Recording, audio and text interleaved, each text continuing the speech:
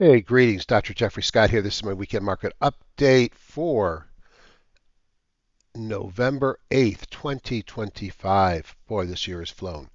Title this one, Hammer Time at Support, which is a good thing, but you got to ask, is this a massive buying opportunity or is it a bull trap? I'll conclude my thoughts in a few minutes. Again, my name is Dr. Jeffrey Scott. My email address is marketmripro@gmail.com. My Google group is Top Down Trader, and my website's marketmripro.com.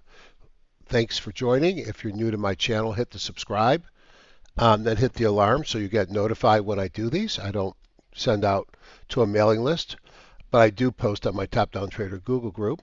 If you like this, give me a thumbs up so I get some promotion out of eBay, wrong company, out of YouTube, and they'll promote me to other sites.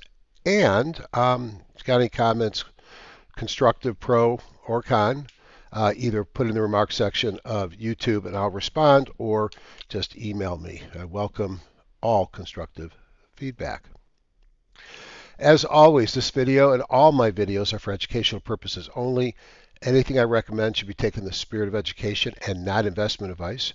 The intent of this video, like all of mine, are to demonstrate how I use the tools, my tools specifically, for top-down analysis and how I apply them.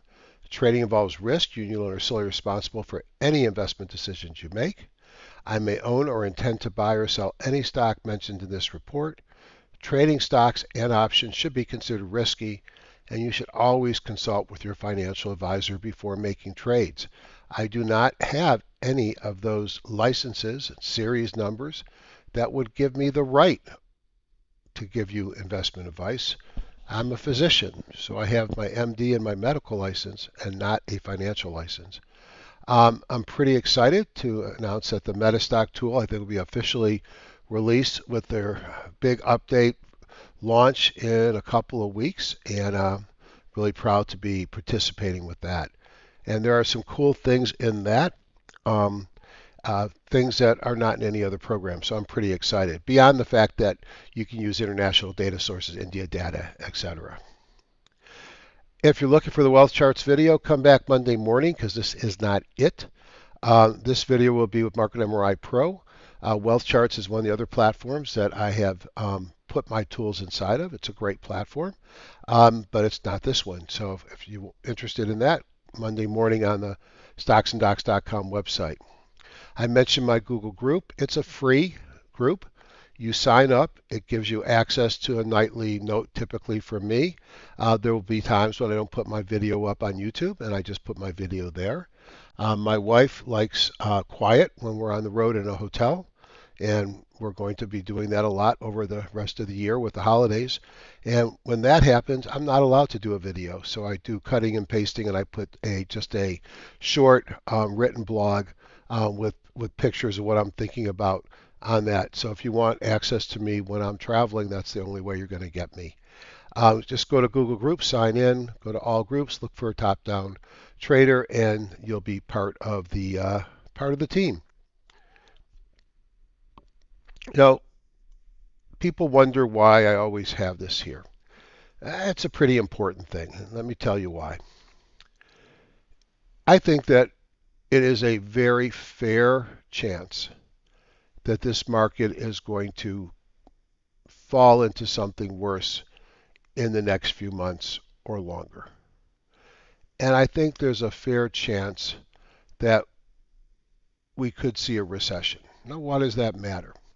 Markets don't like recessions. And if you look at bear markets in a strong economy, and you get them from time to time, you typically see an average pullback of about 20%. If you look at a bear market in a recessionary economy, it's a little bit different. You'd expect to see the market pull back as much as 40 or 50%. So knowing whether you're in a recession matters. Now the other thing is, you see those gray bars? Each of these gray bars represents recession. On the left, on the top, you have a 10 minus 3 month yield curve. On the right, you have a 10 minus 2 years. So these are the short end of the curve. Notice that every time you cross below this black line, at some point, and not immediately, all right, you get a recession after that drop occurs. Well, we have dropped on both the 10.2 and the 10.3, and we've gone a long time since we've crossed back over. And every other time going back to the 80s and before, we would see a recession. So I'm in the school that says it is never different this time, and that we are going to get a recession. I also think from the teachings of Ian and others that the second year of the second term, and this is the second term for Trump, and the second year is coming up soon, is the toughest year for the economy. So I think we've got a perfect storm setting up for recession in 2026. And now, how am I going to know when it comes? Well, the first thing I'm going to look for is credit getting tight. Now, you can look at this 50-year, 40-year graph and see that, during times of a recession, credit becomes tight. And typically, it's worse during the recession. But it does start to run up before the recession. So one might look to the right edge of the chart and look for evidence that it's going to run higher. Now, it doesn't look like much there. But if I just did a 3-month or a 4-month chart, it looks like it's heading higher. Now, it's done this many times and it pulls back. So that's another piece that I'll be watching. And then if you look at the right, it's way out of date because the last data set was from October 16th, and I do believe this gets reported even with the government shutdown. So in another week or so, we should get an update of the Philadelphia Fed Reserve District 3 Diffusion Index, which gives you a sense of economic activity. And recession start when it's below minus 20. It was minus 12.8 in October. This is pretty volatile. And, when I look and listen to the news that we have, and I am a physician, I'm not an economist, but this has been something I've studied for 30 years. So I'm an amateur one. It sort of seems as they call it, I guess, a K-shaped economy where AI and tech is still going up, but the rest of the economy, is it going down? And what happens if AI cracks and, isn't AI cracking a little bit in the stock market? So I think it's a fair question, and I think it has serious ramifications on our portfolios. Market Watch. Interesting week. On Monday, there's no news. So, if you believe that that was a short-term bottom on Friday and that hammer tells you go buy, buy, buy, buy, buy, I think that's not an unreasonable argument, and we'll talk about that. Then the lack of news on Monday, and then the Veterans Day holiday and a closed bond market on Tuesday probably is a good thing. Tuesday morning, we will get the NFIB Optimism Index, different than consumer sentiment, and that came in very weak. On Wednesday and on Tuesday, we have a number of Fed speakers. On Thursday, it's more about what we won't get. We will get Fed speakers. We'll probably get a Fed budget number, but we're not going to get CPI and jobless claims. And then not unless they settle over the weekend or early in the week. And even if they settled, I don't know how long it takes for them to turn that data analysis back on. And then Friday, no PPI, no retail sales, and more Fed heads.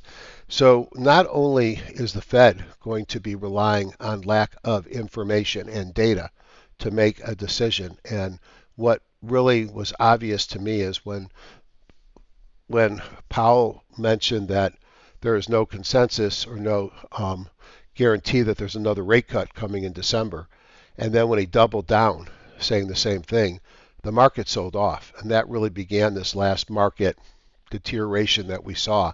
So based upon that, the fact that they have minimal more information than we have, and we don't have the information we need to get a good assessment, surprises are bad, and a surprise could happen.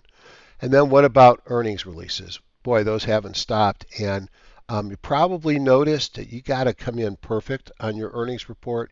You got to meet your number or exceed it, you have to give a positive expectations, and you better not say anything bad on your conference calls, because if you do, you're done. And we saw company after company sell off, even with what at first glimpse, Palantir seemed like good earnings. They traded up $15, and then next thing you know, they're down 5, and they've dropped another 20 from that point over the last several days. The good news is when you look at stocks like Palantir, like Rigetti, like AST Mobile, like Nebius, they're sitting right on their 50-day moving average, the thing that I was taught to call free parking, and something that is not a bad place to be opening positions on. So there's a lot of nice looking patterns and buy opportunities, but we still have to know what the overall market's going to do. So on the earnings, it's a judgment call to hold stocks over earnings dates. It's bad judgment to not know when your stock's earnings date is scheduled. The leaders index, this is something we put together a couple weeks ago, and of course it had a bit of a climax run after we put it together and then started selling off. Not a big surprise. This market has been topping now, or appears to be topping now for the last couple of weeks. And if you look at the action, the good news is maybe it's forming a flag, still above the 17, so it hasn't broken.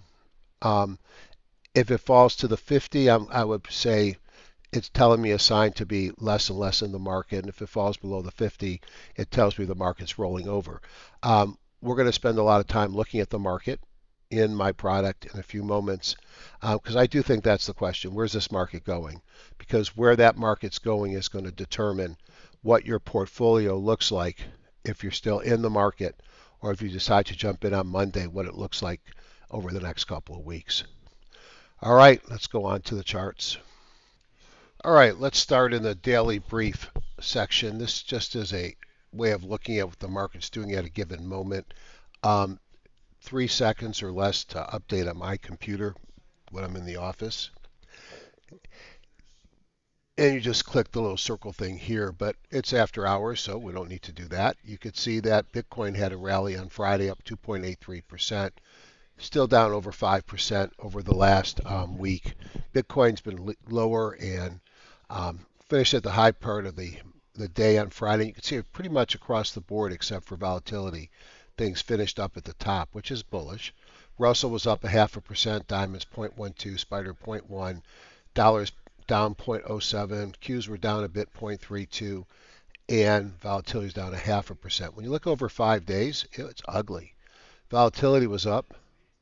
Dollar was relatively flat, and the Qs were down over 3% and almost 2% on the Russell. It was a rough week in the U.S. markets. If you look at the new highs and new lows, a big increase in the number of new lows, and the new highs have come down, and when the highs come down, the lows go up, your negatives get bigger. Look at the negatives on the NASDAQ. So I'm going to make references to one of the questions I got from one of the users, or I don't know if he's a user, but one of the followers, about what do I look for at a bottom. I can tell you that bull markets are not made on new lows, and the fact that the new lows are getting higher is not something that makes me feel that we hit a bottom here.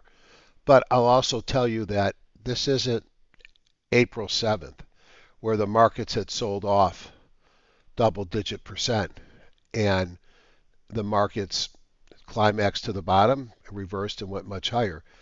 We're in an uptrend. We're in a pullback in an uptrend, and eventually that's going to break and become a downtrend. But it's very different than after a big pullback or a big bear market. It's still an uptrend, so we're not going to see a lot of those things.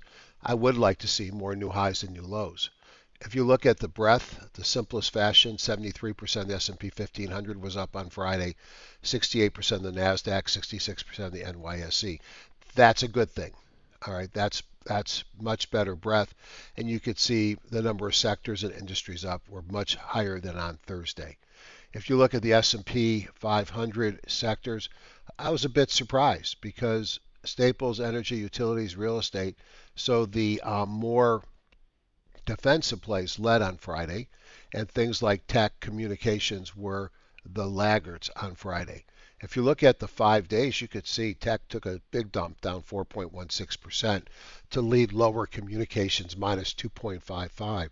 So is this just rotation, rotation, rotation? It may be. And again, we're not coming out of a horrible market. I mean, sentiment's horrible. If you were in a lot of AI and tech stocks, you lost money this past week. But overall, as you can see, yes, the markets were down, but this is not a market that's been going down for months. We're just off of old highs. And I remember something I heard years ago, which is true. Bottoms don't form at highs or at tops.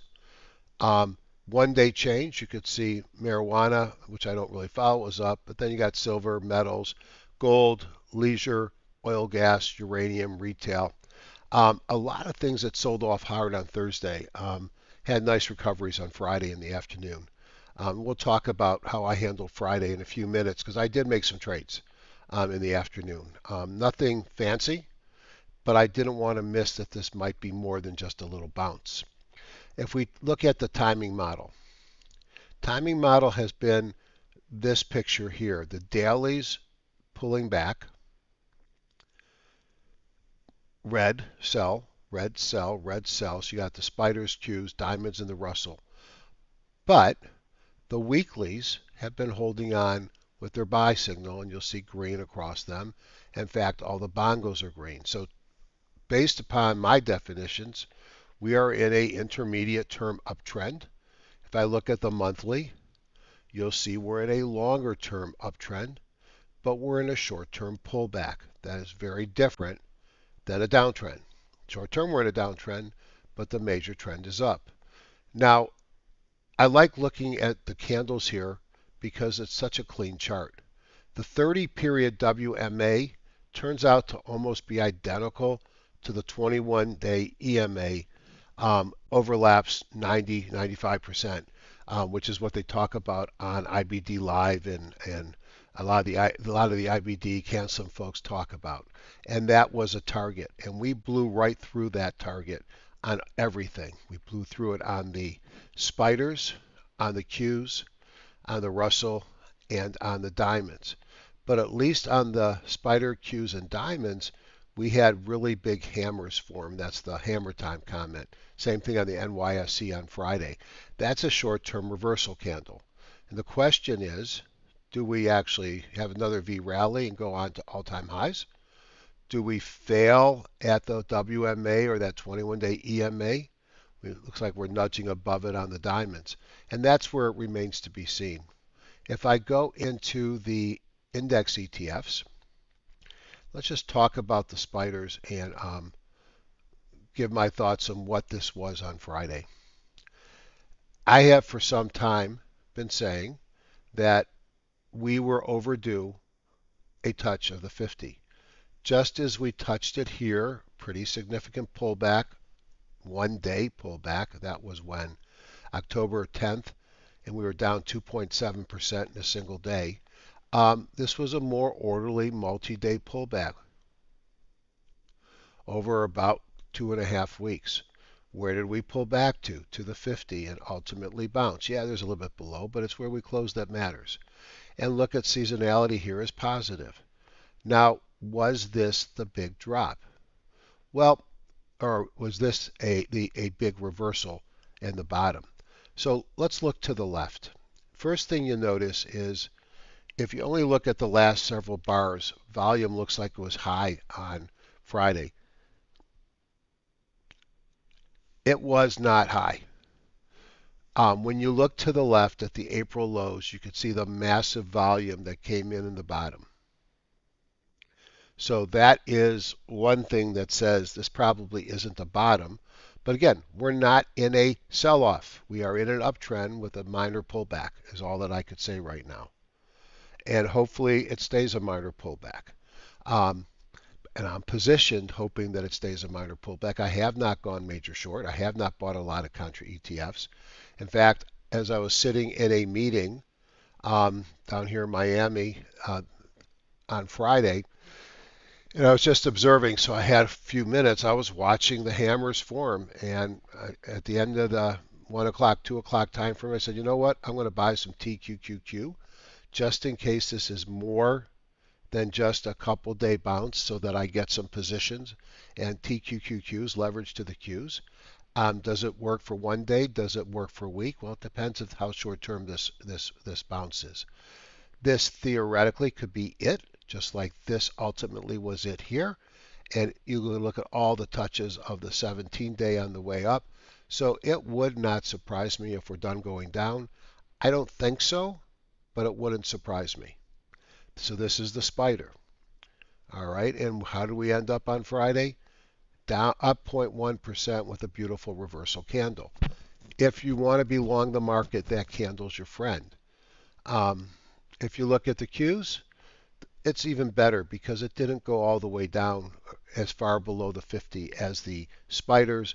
It's a red candle by my definition. It closed down on the day, so it's going to be a red candle, down 0.32. It's an open body, which means it closed higher than it opened.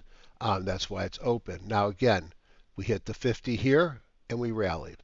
Got close here and we rallied. Each time we penetrated the 17, except in here, which is a little bit more complex to the 50, we rallied. What's the likely thing that we're going to do here? In my opinion, we rally. Doesn't mean we will, and I'm still prepared that if we don't. I don't think this was a horrible pullback. I think this is what we've been talking about, targeting the 17 if that doesn't hold the 50. If the 50 doesn't hold, we got bigger issues. Until that happens, that's my tune. If we look at the diamonds, again, you can't make this stuff up. We talked about this for 2 weeks that we'd probably test the 17 and maybe go down to the 50. We did it here. We did it here. We did it here. Now, look at the difference again. Look at the volume that came in as the market sold off hard. This is very different here than back here. So each of these look the same. They look like they've reversed off of obvious support. And now we see, do they go higher, or does that turn out to be a false move on their way to a lower low? I don't know. I think my guess is they go higher, but I don't know that, and just like you, I'll be watching the markets. I did commit, as I said, and I bought some TQQQ. Now, looking at the Russell, in some ways it's better, some ways it's worse. It is well below the 50, but it's made a big move to come back. It's got a little bit of a bottoming tail. And again, it's done this before. It's had a very nice move, as have the others. The Russell was down, excuse me, was up 0.52, piercing into the bottom half of the previous day's candle. Again, is this bearish or bullish looking? I think at least for Friday, it looks to me a little bit bullish. I like that candle. Not as much as I like the hammers, but that's not a bad candle. So I'm cautiously optimistic that this pullback may have seen most of its days and that we potentially ride up the seasonal strong seasonality rally into the year end. Now, no guarantees. And, those comments I made earlier about no data, not sure what the Fed's going to do, the Fed doesn't know what's going to do. Markets don't like uncertainty, and there's a lot of uncertainty. And then what is the impact of a government shutdown? There hasn't been one this long before. So there's a lot of uncertainty there that puts all this in suspect. You want more evidence of a reversal? You opened flat and traded much higher on the VIX futures, and then you closed down on the session. So it's a red candle because it was a negative day, down 2%, and it's a closed candle, meaning you close below where it opened. This is great. Why? Because if you look at other times you see candles like this, it's typically in the complex of where the VIX is topping, and the VIX is going to come down. If the VIX comes down, then that's good for the U.S. markets. Again, too early to say for sure. Here's another one like this as well. But this would go into the constellation of reversal, VIX down, markets up. Now, to be fair, the VIX is not down to where it rests. To be fair, it could change and do whatever it wants on Monday or Tuesday. But that is not a candle of something that wants to go higher. That's a candlestick of something that wants to go lower. And if we look at the dollar, the dollar, which maybe it's run its course and it's now falling back towards the moving averages. Weak dollar, probably good for U.S. markets. Commodities. Now, gold and silver also have big climax runs, pulled back. Didn't quite make it to the 50, and they both look like they put in a bottom, and you wonder if they're not heading higher. Oil kind of continued to be a mess, and natural gas pulled back a little bit on Friday, where it was down a little bit over 1.5%, but it's moving up off of its lows. And then I guess if you look at rates, the 10-year was flat and the 30-year was up just a little bit, 0.24. So not really much on the rates on Friday. So, with the rates flat, the dollar weak, market looks like it tried to rally. Does that mean this is over? Could be. Um, this is where I might be looking in the next 3 or 4 days to see a cancel William O'Neill type follow through day as the type of, up 1% with greater volume than the prior day on the NASDAQ or the Spider. And that would be reassuring that we're down. But even when you just take a look at, you know, one of my favorite platforms is MarketSmith, and it's not that it does that much more than my other stuff doesn't do. It's just so clean, and it does have some good earnings. But if you just look at this, does that look like a downtrend? It's an uptrend, and this is the NYSE, and maybe it's topping in here, but it doesn't look like this by any means. And just look back at how many times you get these pullbacks. This to me still looks like a garden variety pullback. Double tops are not fun, and that's kind of what we have in here. And this is the NYSE, and if you look at like the NASDAQ, again, is this just another orderly pullback closing at the high of the session? That's where I'm going to err on my thoughts. All right. If we look at the buckets are neutral. We had more stocks below the Bollinger Bands on Thursday, which means we improved on Friday. We're not excessive anywhere. Still a little heavier to the left, which means a little bit bearish. What does a reversal look like?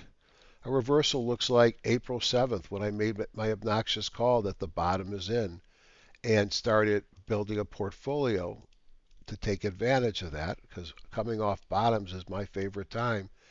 And if we look at what it looked like on April 7th, it looks very different than it did today. Look at that.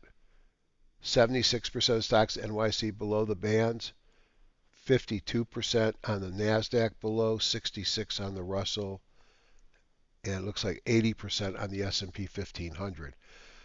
That is a massively oversold. So if I'm going to put something out on the web, it sounds a little bit obnoxious about the bottom. I better damn well believe I think we're at a bottom, and this is why I put that out there. This is for the person that asked me for some of the signs of a bottom. That's one of them. Don't have that right now, because when we look at right now, what we see is a much more balanced picture. Yes, a little bit more here in the lower parts of the Bollinger Band, but nothing excessive. The next thing I like to look at is market breadth. Again, there's stories here. If we look at the NYSE on the left and the NASDAQ composite on the right, the NYSE busted through the 50 and is pretty much sideways.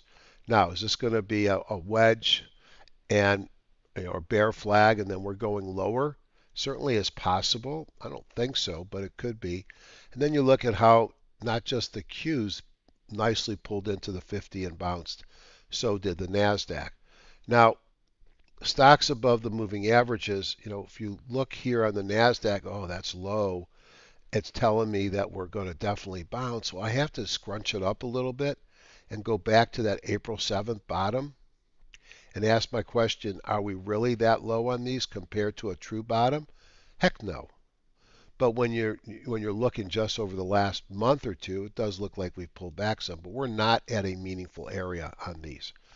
So they've come off their highs, not excessive, not a signal.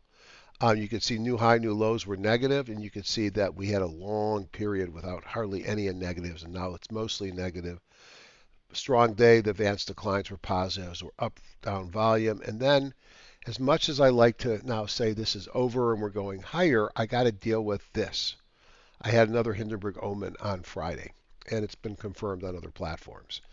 Hindenburg omens, if we remember, it's a signal of the pros bailing and selling to the people like us. It's high volume, lots of new highs, lots of new lows, and there's not been a major market crash that was not preceded by a Hindenburg omen, but most of them are minimal to no pullbacks, modest pullbacks. Well, I showed you, and I show you during the week, I have a slide of clusters of Hindenburgs. When you get clusters, they're more meaningful. We have a cluster there. So short term, I do think we go higher. But when I see this, it makes me nervous. Now, I think back, and maybe we should go look at, that's still the old version. We put a new calendar on some of these, and the new calendar functions so much better. Let's just go back. I don't know if I have enough data to go back to 2007. And it's not that we don't have the data, but we don't calculate 20 years back on some of these indicators. And if we got it, we got it. If not, we don't. But this double hump thing that we're seeing now kind of reminds me of what I remember in 2007. So let's see if I can get back there and find it. The new product, or the new version of on some of them, it's a much better calendar function. Let's just go see if we can find, let's go for like June 1st of 2007. Again, I don't know if I've got the data to load. I may, and let's find out. Well, we'll take the 4th. We do. All right. Now let's see if I can't make this. All right. So what I wanted to show you is this idea of having a top, a pullback, a recovery, and then a crash is not foreign. And we had Hindenburg's in late 2006, early 2007. And I think I've reached the end of my product. Okay, or the beginning of it. But what I wanted to show you is we had Hindenburg's here. The market sold off. We had a clear reversal candle. Everybody's excited. We ran right back up, kind of double topped it. And then we had a cluster of Hindenburg omens. It took a while, another double top here, and then the markets died. We had a cluster of Hindenburg omens. We had a pullback. We had a big recovery. We're all clear. No, we're not. Cluster of Hindenburg omens, and the market died. If I look at where we are today, and hence why I'm not a big believer that this is it and we should go all in, and rather I was selective and I said I don't want to miss it out if I'm wrong, and that's why I purchased a TQQ. And in all honesty, fully prepared for it to go to zero. And if you look at where we are today, we had Hindenburg's and we rolled over, and here we're going back up again with a double top phenomenon. I'm sorry, but to me it feels like a lot like what I saw in 2007. And if that's the case, then we are going down lower. How do I put that all together? Simple. Go back to my earlier discussion about recessions. We rally into the year end. Fed is always late, and I'm beginning to think that the economy is not as good as we think it is. The jobs is a big part of that. What if I'm right? And what if we go into a recession early in the year? The Fed's way behind the curve, and the market rolls over, and we get lower lows than we've had. I don't have a crystal ball. I'm not a market genius. I'm just like everybody else who's listening to this, just somebody who's followed the markets for a long time. But I've got to be aware of that. So I'm afraid to go all in here, especially with those Hindys. But it doesn't mean, at least over the short term, we're not going to rally. If we look at the additional market breadth tools I have, I love this 13-week new high, new low. And just to talk a little bit about it here, we'll just blow up the spider. Again, it looks like it's low here, but you got to go back to a major low.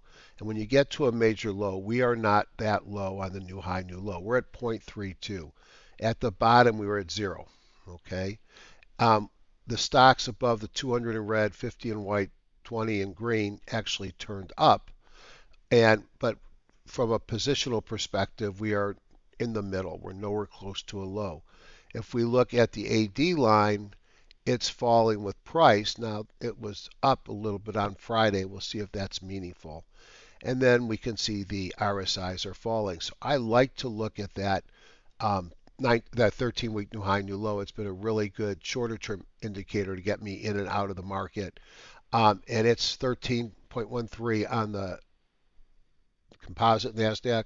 It's 0.24 on the Russell, and it is 0.28 in the S&P 15. So there's no signal there. So I don't see a signal that says it's all clear. I don't see other things like Eurekas, Bangos. There's a number of things, and I didn't see a defibrillator, which means we didn't sell off that much. So to answer the question that came in about bottoms, I think we have a pullback and an uptrend, and you're not going to see any of the things that I see at a bottom unless this pullback continues, and I think it likely will. The question is, when does it pull back harder? So that's my market thoughts. And hey, I'm glad you're here and letting me confabulate and think about what I'm doing. It's based upon a lot of experience in the market. For those that own the program, I'm playing with a lot of different things these days to try and come up with further analysis. So this is just not ratio charts, but I've actually put together timing model charts of the various sectors. And if you look to see on the daily, finance has just turned into a buy, energy turned into a buy, and the strength has been in healthcare. So I'm going to see if that's useful. If it is, then maybe we'll push it out. The other thing I've been doing is looking at this multi-time frame with the EMAs, and I made a comment earlier about how close the 21-day EMA is and the 30 WMA, and you could see, because they're both on these charts, that they're not perfect, and there are periods of time where they separate a little bit, but they're pretty close. I thought that was kind of interesting as well. And I set this up so I could do, and I've got a little issue, I think, with, well, let's see if it's, yeah, because some are saying daily, some are saying hourly. Praveen's got to address that, but we can now go into intraday charting and start to look at timing models on an intraday perspective. Right now, I think there's an issue with the 8 boxes because when I do smaller boxes, the intraday seems to work fine. All right, so sum it up. Our markets are interesting, and we will. I expect us to open higher on Monday, and unless the Fed heads blow us up or some news event comes in, to rally for a few days. But I do think we're going lower again. And the other thing I'll point out is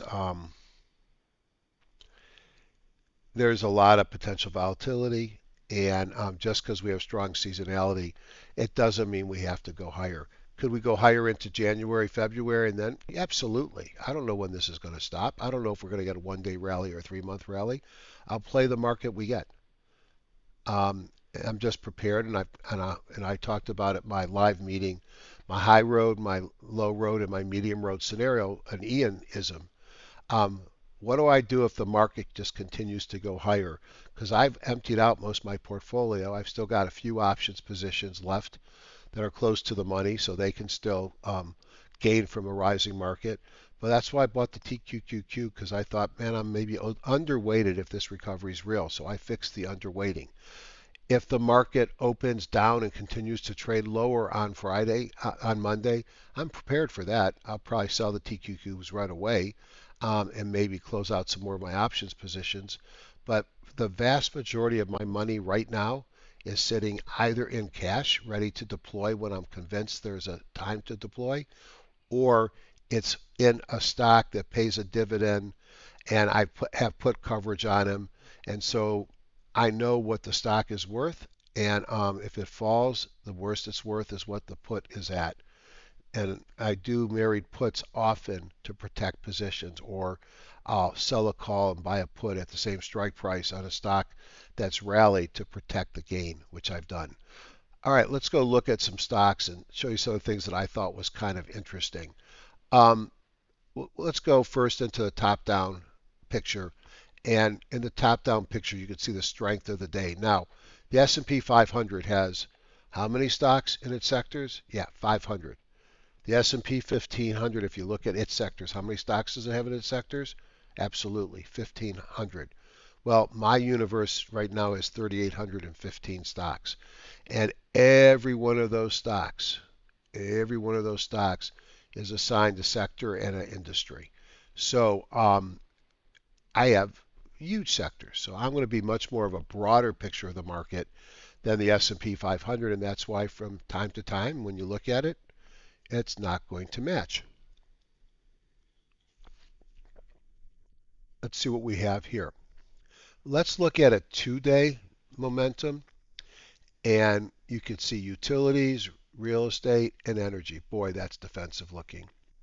And then let's look at 2-day momentum again, and let's look at the top 10: coal, renewable, REITs, diversified, oil, gas, real estate. Boy, these are not growth related industries, are they?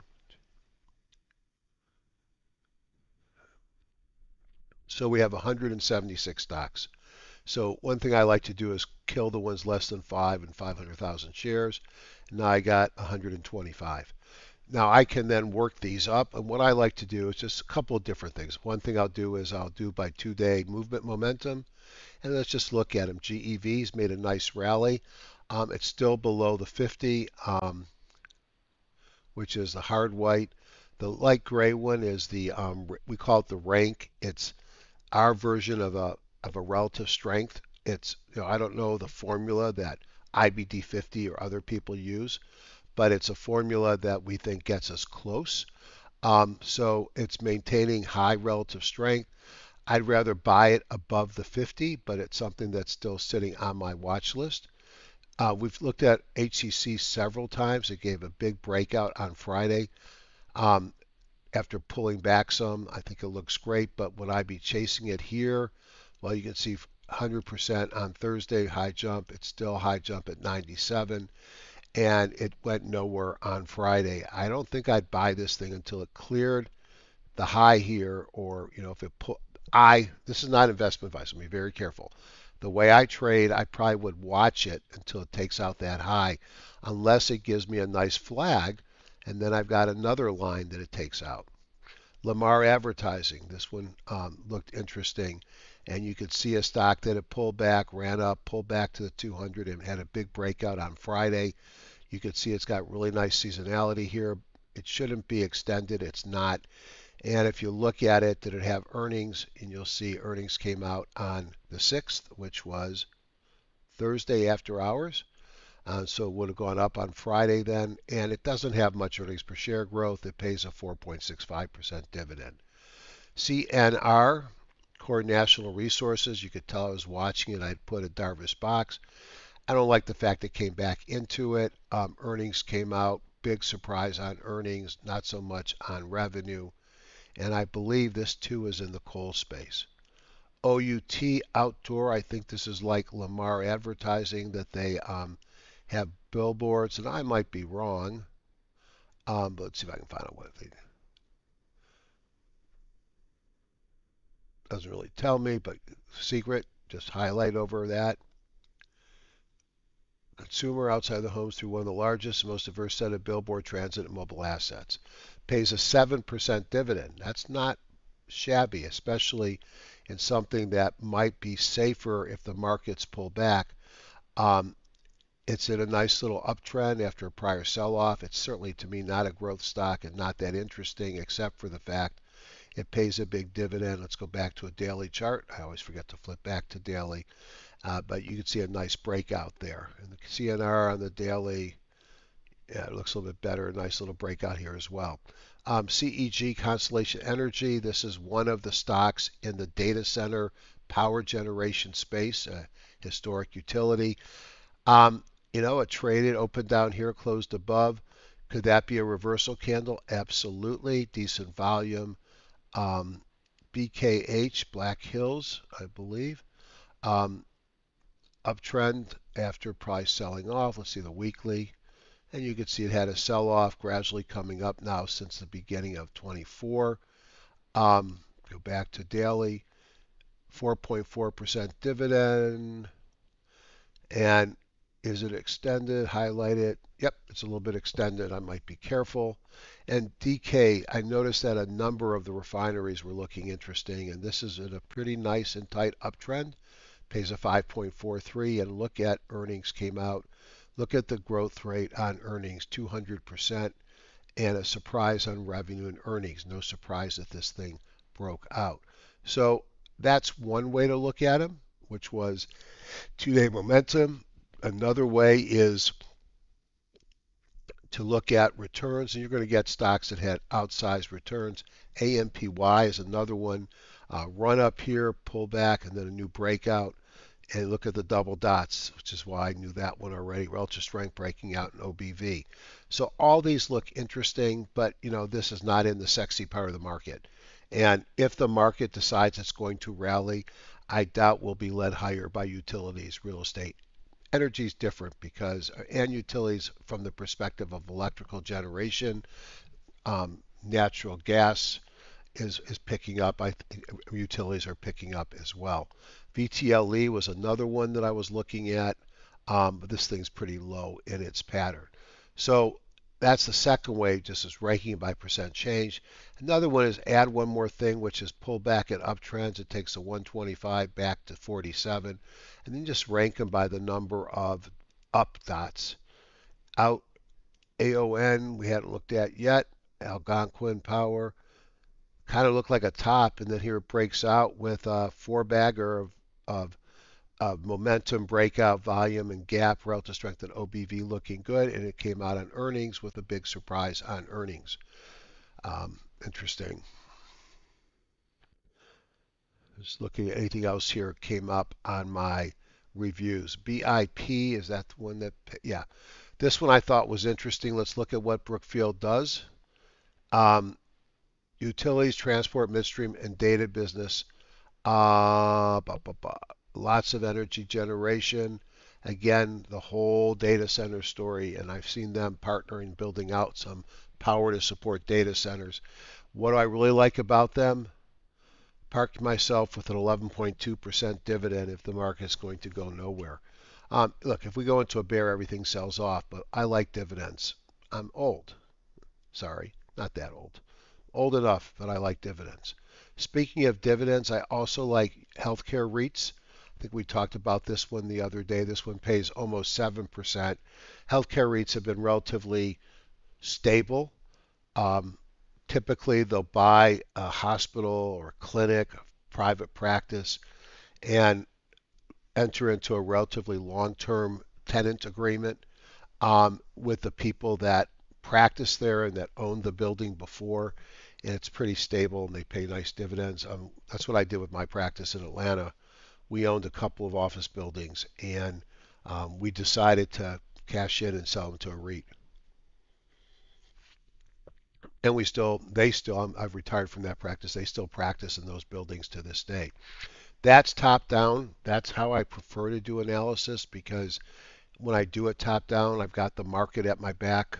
I've got the industry group at my back, and then picking the best stock in the best industry is usually how you get big wins. But I also like to do bottoms up. So I do bottoms up by going into that impulse list, which is that 3,800 list. Let's clear it. And I could do the same type of analysis that I just showed you, but let's just look at a couple of things. If I look here at stocks who are at the 50 for support, so they closed right above the 50, and they crossed up through the 50. How many stocks do I have? Just one, RRC. So I'm going to have to take away the crosses crossed up. But I like stocks that are sitting on the 50-day moving average, because I call that, Ian called it free parking, because it's a great place to pull back to and build your next rally. So a number of stocks have pulled back into that 50-day moving average. And so that was one thing I noticed. And you could see all these are within a small percent. This was one I liked a lot, Dino. Like the DK, another refiner, relatively tight, sitting on the 50, definitely not extended. Earnings are out with a massive earnings per share growth and surprise, a revenue surprise. Trades at a multiple of 12.79, growing significantly higher. Great dividend. I think this one looks great. It's a 55 or so dollar stock. I like Dino. That might be one of my favorites of so far. So I have a number of ways to thin the market down. But what I really, and MPC, here's another one. It's another refiner. And the same thing. Earnings are out. Nice growth. Surprise here. Multiple of 15. Pays a 2.5% dividend. And I think poised to go higher. So I have a number of scans built in, but to make my life easier, this is it, A+. These are my best stock picks. There were two that we've seen before. We'll just look at Lamar. This looks for stocks whose relative strength has crossed versus the spider has crossed above its moving average, whose OBV is above the moving average, that has two blue dots in a row above the squeeze line, which is my double momentum buy. Took out the 50 as an extra bonus, and I ignore the high jump here, which is only 76 because we're still right at the 200. I look here, I see a 4.65% dividend. I see the earnings are out, and I see those two dots, and that's been a big winning trade for me over the last several, since I launched the program, and I spotted that as a signal. The other one of my trading systems is the A trade, and this is more of my traditional pullback and a squeeze, a momentum or a breakout signal. But this filter of requiring stocks to the relative strength of the stock versus the spider to be positive and the OBV keeps me out of a lot of ugly stocks. And there's where that BIP came in and where I found this the original time. And you could see it's got a momentum and a breakout from a squeeze. Relative strength and OBV look good, not extended. And you could certainly squint and think, well, just maybe. That's not what I wanted. Let's try that again. That's why I like auto trend lines, because I suck at them. And, are we breaking out of a flag there? I think BIP I'm a sucker for because the 11%. OUT we looked at Lamar. Tallow, is that energy? It's kind of loose, but it's in a nice steady uptrend, and earnings are out. The beauty of buying a stock whose earnings are out is that, well, you're not going to have that risk anymore. You still got the same market risk, but you're not going to wake up and have the earnings come out and be a surprise. So I like BIP. I like the refiners. I bought TQQQ. Why? Because TQQ is a leveraged ETF of the Qs. I believe it's still 3x. Some of the 3x's became 2x's. And it has the exact same pattern as the Qs did. And it will move 3 times the Qs. So it was up, or it was down 1% on Friday. I got into it before the close. If it fails and closes below the 50, I'll probably be out of it. It's just so I don't feel like darn it, I missed it by going to too much cash. I've learned a long time ago, you're never wrong to take profits, even if you missed more profits. Now, things that looked really interesting to me. Let me throw it into a large list of stocks that says buys, but just because it says buys, it just means look at me stocks. And let me see if I find that here. It's in, I can't, oh, because I got a filter on. Yeah, if you don't see what you think you should see, it's because you got a filter on. So what I thought was interesting is that a number of high flyers are doing this exact thing that I'm going to show you. Let's look at Palantir. Great company. Did it get out ahead of itself? Probably. Did the CEO piss off Wall Street last time when he came out and said you're a dummy if you don't believe his story? Probably. This thing came out on earnings day. Let's look at their earnings. Gapped up to 221, which would have been about here, and then the stock cratered the next day. You can see earnings are out, 110% earnings per share change. Revenue grew 62%. But if you take that 21 cents and multiply it by 4 or 5, all you got is $1 of earnings. And that would give it a PE of 200. So even growing at 110 or 77 or 62, is that enough? And I'm not sure it is. But there are a lot of stocks that have pulled back that have been darlings. MP, another one pulled back and reversed. Certainly been a darling. Royal Gold, is gold done going down? I don't think so, and I'd rather buy off of a pullback into the 50 than the 200, but it had that pullback. How about VSAT? Um, right into the 50 in a reversal. How about ASTS? Right down into the 50 in a reversal. There are a lot of stocks. How about the best uranium stock? Right down to the 50 in a reversal. Folks, Ian called it free parking for a reason. If this market holds up, then buying some of these pullbacks to the 50 may turn out to be something really good. So let's just look at, let's put that filter on this list. 50-day support. Let's see if there's any others that I wanted to point out to you. Taiwan Semiconductor. Pull back to the 50 with a hammer. These are some of the better companies. State Street, this one's looked good to me too. Sideways moving here, good seasonality. Earnings are out. OHI is another one of those medical REITs. Sitting on the 50 with a hammer, breaking out 7%. Annaly, this is one of the stocks I have puts on it. Why did I keep the stock with the puts? Because the puts were cheap and it pays a 15% dividend. Net Cloudflare down to the 50 in a reversal. If you liked it up here, you should like it even more sitting on the 50. Futu, financial services. If it didn't have earnings this week or in 10 days, I'd be more excited.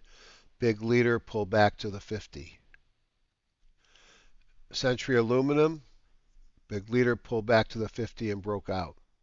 AVAV, pulled back to the 50 with a bit of a hammer on the 50.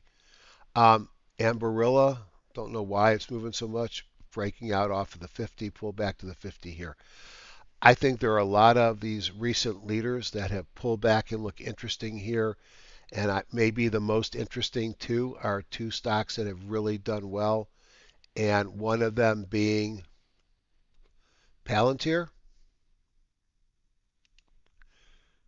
and another one perhaps being Hood. And what do they have in common besides they're now sitting on their 50? And these are the two ones that I bought on April 8th, two of the three. All right, too much stuff. So be careful out there. This will be it for the weekend. I'm in Florida, but I'm not at home. Tomorrow's a travel day and granddaughter day, so I combine the stocks and the markets. I'll just finish. It is a tough market right now. It is a very tough market right now. There are times when the market is easy. There are times when the market is hard. Even pros get chewed up during a hard market. Hence why I raised my cash position. We're due an easier market into end of year. Who knows if we get it? I'll be looking for a rally this week, but I'm quick to get rid of that TQQQ and look to go reverse.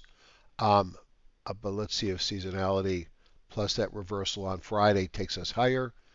But always beware of a bull trap. Thanks everybody. Subscribe, thumbs up, remarks, join Top Down Trader, and see you on Monday night.